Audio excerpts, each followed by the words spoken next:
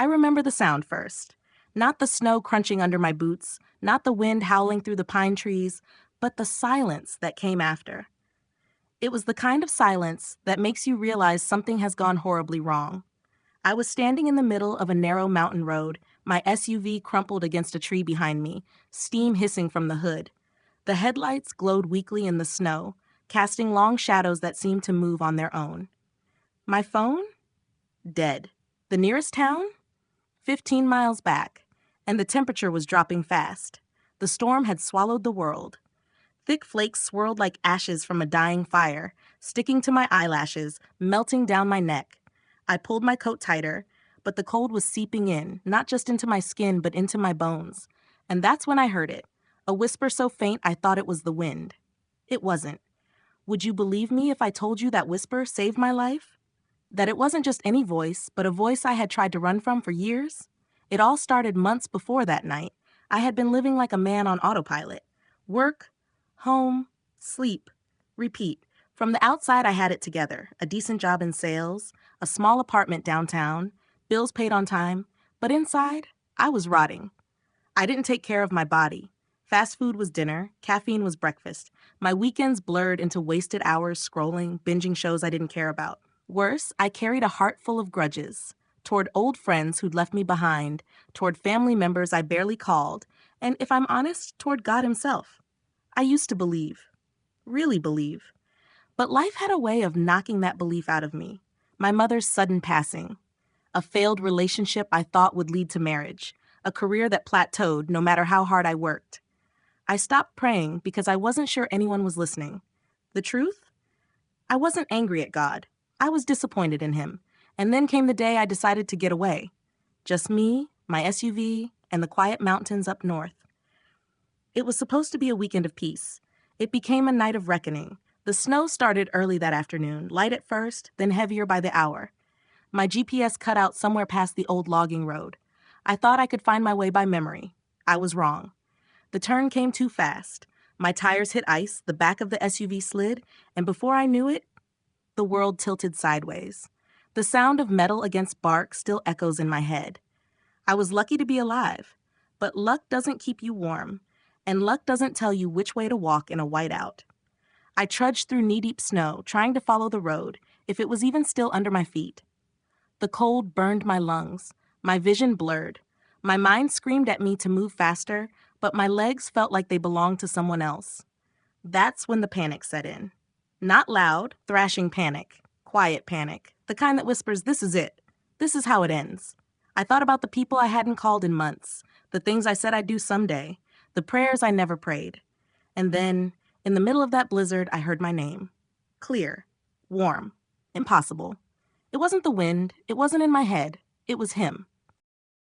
I froze, not because of the cold, though the cold was merciless, but because the voice cut through it all. Daniel. It was spoken once, just once, yet it carried more warmth than 1,000 campfires. It was a voice I hadn't heard in years, but one my soul recognized instantly. I turned, expecting to see someone, anyone, in the swirling snow. Nothing, just darkness and the faint glow of my wrecked SUV far behind. "Who's there?" My voice cracked. It was swallowed by the storm. Then the voice came again, closer this time, not with sound, but from within. "You are not alone." My knees buckled, partly from exhaustion, partly from the weight of those words. Because deep down, I knew exactly who was speaking. And I knew I had been running from him for too long. I don't know how long I stood there, trembling. The cold should have made me numb, but instead I felt something spreading through me. Not heat exactly, but life. "God? Is that you?" There was no booming thunder, no flash of light, just a stillness that fell over the mountain, as if every flake of snow paused midair to listen. Then he spoke again. "You've carried your anger long enough. You've carried your loneliness long enough. Let it go." It hit me harder than the crash. All the years of bitterness, the nights of silent resentment, the walls I had built around my heart, in that moment I saw them for what they were. Chains. And there, in the middle of a snowstorm, I broke. Tears burned hot against my frozen cheeks. My breath came in ragged sobs. "I don't know how," I whispered. "I do," he replied. "Follow my voice." I began to walk. I didn't know where I was going. Every direction looked the same, but I kept my ears open. The voice didn't shout. It didn't demand. It simply guided. A little further. Keep moving. You're not far now. Time blurred. My body screamed to stop, but something inside refused. And then, through the white haze, I saw it. A faint orange glow. A cabin. Smoke curling from the chimney. I stumbled to the door and collapsed against it. A man opened it, his face etched with surprise and concern. He pulled me inside before I could speak. The heat from the fireplace wrapped around me, and for the first time in hours, I felt safe. The man was a retired ranger. He'd lived alone on the mountain for years. That night, he said he just felt he should keep the fire going later than usual. I knew better. That wasn't a feeling. That was Providence. When I woke the next morning, the storm had passed. Sunlight poured through the window. I felt lighter. Not just because I was alive, but because something inside me had been set free. I stepped outside, looked at the endless stretch of snow, and whispered, "Thank you." That night changed everything. I came down the mountain with more than just a survival story. I came down with a renewed heart. I started calling the people I'd pushed away. I took walks without my phone. I prayed, not out of obligation, but because I wanted to hear his voice again. And sometimes when the world grows loud, I close my eyes and remember that night on the mountain. The silence, the snow, and the voice that found me when I was most lost. I remember the sound first. Not the snow crunching under my boots, not the wind howling through the pine trees, but the silence that came after.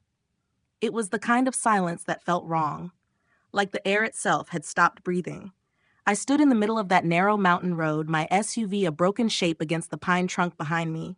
Steam rose from the hood, curling upward before disappearing into the dark. The headlights glowed faint yellow through the falling snow, their beams stretching into nothing. My phone was dead. The nearest town? 15 miles away, and the temperature was already sinking toward single digits. I wrapped my coat tighter, but the cold was a living thing, slipping through fabric, biting my skin, settling deep into my bones. That night didn't just happen. It was months, maybe years in the making. When I was a boy, my mother would sit on the edge of my bed and read to me from a worn leather Bible. Her voice was gentle, her hands warm, her eyes steady. I believed every word she read. God felt close then, like he was just outside my window watching over me. But belief is fragile, and life knows how to break it. When Mom died, a heart attack at 52, I was 23, broke, and angry. I prayed the night she went into surgery. I begged God to save her. I promised I'd live differently if he did. She didn't make it through, and something in me hardened. By 30, I had a decent job in sales, a small apartment, bills paid on time. From the outside, I looked stable. Inside, I was hollow. I filled the emptiness with noise, endless scrolling, shallow conversations, late-night TV I didn't even care about. I still believed God existed. I just didn't think he cared about me anymore. That's why when I packed my SUV for a weekend in the mountains, I wasn't looking for anything spiritual. I told people I wanted fresh air, but really, I wanted to be where no one could find me. The snow started mid-afternoon, soft and harmless at first. I drove deeper into the forest, my tires crunching over frozen dirt. By the time I realized the road signs had vanished, it was too late to turn back. My GPS flickered, then went black.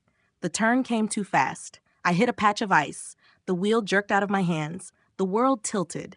Metal screamed against wood.